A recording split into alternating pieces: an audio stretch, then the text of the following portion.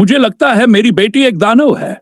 कुछ साल पहले मैं और मेरी पत्नी एक छोटे से शहर में रहते थे। हमारी प्यारी सी बेटी जो महज 7 साल की थी, हर किसी को अपनी मासूमियत और नन्हे से चेहरे से अपनी तरफ आकर्षित करती थी। उसका नाम रिया था। शुरुआत में तो सब कुछ सामान्य था, लेकिन फिर एक दिन कुछ अजीब घटनाएं घटने लगीं। रोज रात को जब हम सोते, रिया अपने कमरे से अजीब आवाजें करती। पहले तो हमें लगा कि शायद ये उसकी नींद में बड़बड़ाने की आदत है, लेकिन जब ये हर रात होने लगा तो हम चिंतित हो गए। एक रात जब मैं और मेरी पत्नी अपने कमरे में थे, अचानक हमें रिया के कमरे से चीखने की आवाज आई। हम घबराए हुए दौड़े गए और देखा कि रिया बिस्तर पर खड़ी थी। उसकी आंखें पूरी तरह से लाल हो चुकी थी और वह एक अजीब तरीके से मुस्कुरा रही थी। रिया, क्या हुआ? मैंने डरते हुए पूछा। वह एक घिनौनी हंसी हंसते हुए बोली, मुझे बहुत मजा आ रहा है पापा, अब तुम मेरे खेल का हिस्सा हो। मैंने उसे पकड़ने की कोशिश की, लेकिन वह एक अजीब तरीके से मेरे हाथ से छिटक गई और कमरे के एक कोने में चली गई। उसकी आंखें अब पूरी तरह से काली हो चुकी थी। यह दृश्य कुछ ऐसा था जिसे मैं कभी भूल नहीं सकता। रात भर रिया उसी तरह से कमरे में घूमती रही। कभी वह मुझसे चीखती तो कभी हंसती। अगले दिन मैंने एक तांत्रिक से मिलने का निर्णय लिया। जब तांत्रिक ने रिया का मुंह देखा तो उसकी आंखों में डर साफ दिखा। उसने कहा, यह बच्ची नहीं, एक दानव है जो उसके शरीर में समाया है। उस तांत्रिक ने हमें बताया कि रिया को कोई दानवी शक्ति घेर चुकी है जो उसे धीरे धीरे अपने कब्जे में ले रही है। तांत्रिक ने हमें कुछ विशेष अनुष्ठान करने की सलाह दी जिससे रिया को इस दानव से मुक्त किया जा सके। हमने वो सभी उपाय किए, लेकिन रिया की हालत दिन ब दिन बिगड़ती जा रही थी। हर रात वह और भी ज्यादा डरावनी हो रही थी। आज भी हमें यही डर सताता है कि हमारी प्यारी बेटी, जो कभी हमारे लिए सब कुछ थी, अब हमें ही डराने वाली दानवी शक्ति। जब मैंने तांत्रिक से बात की थी, उसने हमें एक और चेतावनी दी थी। उसने कहा था कि यह दानव रिया की आत्मा को पूरी तरह से अपने कब्जे में लेने से पहले हमें पूरी तरह से तोड़ देगा। एक दिन जब हम रिया को उसके कमरे में छोड़कर अपने कमरे में गए तो अचानक अंधेरा छा गया। पूरा घर जैसे सन्नाटे में डूब गया। तभी हमें रिया की आवाज सुनाई दी। वह कह रही थी, तुम्हें मेरे साथ खेलना होगा पापा, तुम भी मुझे छोड़ नहीं सकते। हम डर के मारे कमरे से बाहर निकलने की कोशिश कर रहे थे, लेकिन जैसे ही मैंने दरवाजा खोला, रिया का चेहरा सामने था। उसकी आंखें अब पूरी तरह से काली और रक्त से सनी हुई थी। उसकी मुस्कान घिनौनी थी, जैसे एक शैतान मुस्कुरा रहा हो। वह धीरे धीरे हमारे पास आई और बोली, क्या तुम अब भी नहीं समझे? मैं तुम्हारी बेटी नहीं रही, मैं अब एक दानव हूं। उसने अपना हाथ मेरी ओर बढ़ाया और अचानक सब कुछ अंधेरे में डूब गया। मेरी पत्नी और मैं चीखते हुए जमीन पर गिर पड़े। जब हम उठे तो हमें पता चला कि रिया गायब हो चुकी थी। सारी रात हम उसे ढूंढते रहे, लेकिन रिया का कोई सुराग नहीं मिला। हम बेहद परेशान थे और सोचने लगे कि क्या हम कभी उसे वापस पा सकेंगे। अगले दिन तांत्रिक से फिर मिलने गए। उसने हमें बताया कि रिया को उसके शरीर से निकालने के लिए एक आखिरी उपाय बचा है, लेकिन उस उपाय में हमारी जान तक जा सकती है। हमने ये सब करने का फैसला किया। तांत्रिक ने हमें रात के समय एक स्थान पर बुलाया। वहां पर एक पुरानी हवेली थी जहां हमें रिया की आत्मा का सामना करना था। जैसे ही हम वहां पहुंचे, हवेली के भीतर अजीब सी खामोशी थी। तांत्रिक ने मंत्रोच्चारण करना शुरू किया, लेकिन तभी रिया की हंसी सुनाई दी।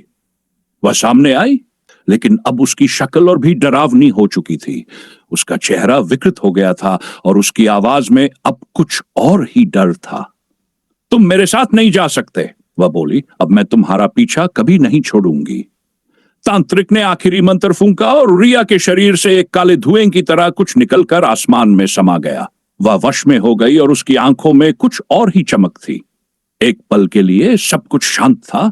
फिर रिया की हंसी फिर से गूंजने लगी, पर अब वह पहले जैसी नहीं थी। यह कहानी अब भी अधूरी है, क्योंकि रिया की आत्मा पूरी तरह से मुक्त नहीं हो सकी और कभी न कभी वह फिर से लौट सकती है। तांत्रिक ने जैसे ही रिया की आत्मा को मुक्त करने की कोशिश की, अचानक हवेली की दीवारें हिलने लगीं। एक अजीब सी हवा चली और हमें महसूस हुआ जैसे हम किसी और ही दुनिया में खड़े हों। रिया की हंसी अब और भी भयावह हो रही थी। उसकी आवाज ऐसी थी जैसे वह हमारे कानों में ही घुस रही हो, हमारे दिलों में डर भरने के लिए। तांत्रिक ने घबराते हुए कहा, यह असंभव है, उसकी आत्मा पूरी तरह से मुक्त नहीं हो सकी। कुछ और है, कुछ और जो उसे इस दुनिया में बांधे हुए है। हम सब वहां खड़े हुए पूरी तरह से घबराए हुए थे और रिया के चेहरे की ओर देखा। उसकी आंखों में अब और भी गहरी, काली और घिनौनी चमक थी। वह धीरे धीरे हमारे पास आई, लेकिन इस बार वह बहुत अलग थी। उसकी चाल में एक अजीब सा रुकावट था, जैसे वह किसी दैत्य की तरह हमारे पास बढ़ रही हो। तुम सोचते हो कि तुम मुझे हरा सकते हो? वह बोली। तुमने जो किया वह मुझे और मजबूत बना देगा। अब मैं तुम्हारे साथ हमेशा रहूंगी, हर पल। तांत्रिक ने फिर से कुछ मंत्र पढ़े और अचानक एक तेज रोशनी हम सबके आसपास चमकी। लेकिन रिया की हंसी बंद नहीं हुई। जैसे ही रोदिम धिम हुई, हम सभी को पता चला कि रिया कहीं गायब हो चुकी थी। एक पल में वह हवेली के अंदर समा गई। अब हवेली पूरी तरह से सन्नाटे में डूब चुकी थी। रिया का कोई निशान नहीं था, लेकिन हम जानते थे कि वह कहीं न कहीं हमारे पास थी। वह रात बहुत लंबी थी। हम घर लौटे, लेकिन रिया के बारे में हर सोच हमारे मन में गहरी हो गई। रिया अब हमारे साथ नहीं थी, लेकिन उसकी दानवी शक्ति कहीं न कहीं हमारे आसपास घूम रही थी, हमसे कुछ कदम दूर। कुछ दिनों बाद एक दिन मैं अपने घर में अकेला था। पत्नी और बच्चे कहीं बाहर गए थे। तभी अचानक घर की एड्स मध्यम होने लगी और हवा में अजीब सी सरसराहट महसूस हुई। घर का माहौल घना और डरावना हो गया। मैं महसूस कर सकता था कि कुछ गलत हो रहा था। तभी मुझे कमरे के कोने में एक साया दिखा। वह धीरे धीरे मेरे पास बढ़ा और मैंने देखा कि वह रिया थी, लेकिन अब उसकी शक्ल और भी विकृत हो चुकी थी। उसकी आंखों में जलते हुए अंगारे थे और उसकी हंसी अब मेरे दिल में समा गई थी। तुम नहीं बच सकते, रिया बोली। अब मैं तुम्हारे जीवन का हिस्सा बन चुकी हूं। तुम्हारी हर एक रात मेरी होगी। यह कहानी अब एक सदी की तरह घिरी हुई है।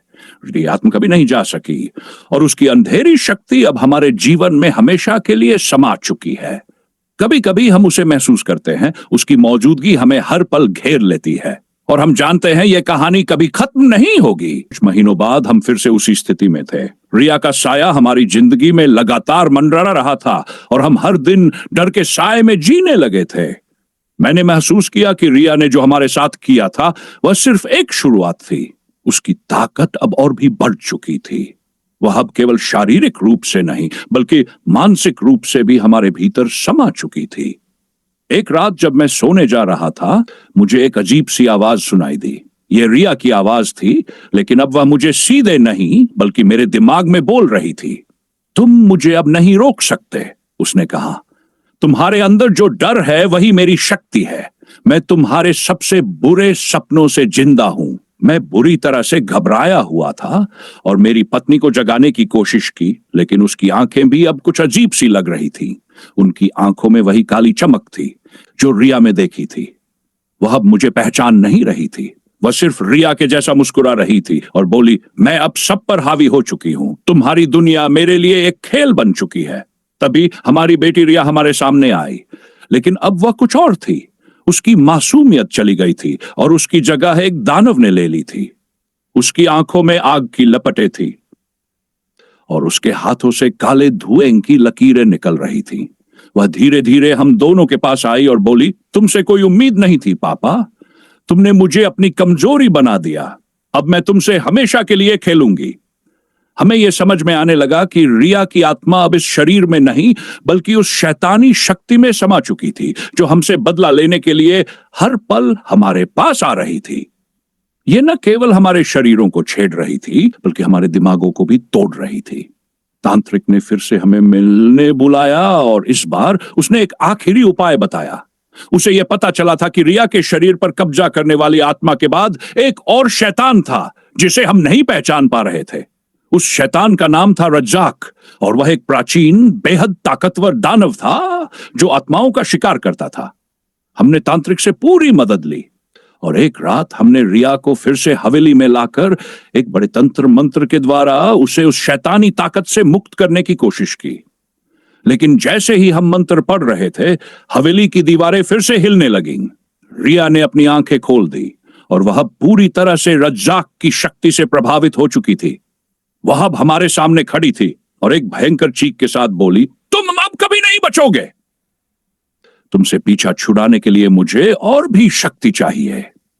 यह कहानी अब और भी डरावनी हो रही थी और हमें महसूस हो रहा था कि रिया सिर्फ हमारी बेटी नहीं, वह अब रज्जाक के रूप में एक अंधेरे संसार से आई थी और हमारी पूरी दुनिया को पलट देने के लिए आई थी। हम नहीं जानते थे कि इस अंधेरे से कैसे बाहर निकलेंगे, क्योंकि रिया की शक्ति अब इतनी मजबूत हो चुकी थी, उसका सामना करना किसी भी इंसान के बस की बात नहीं थी।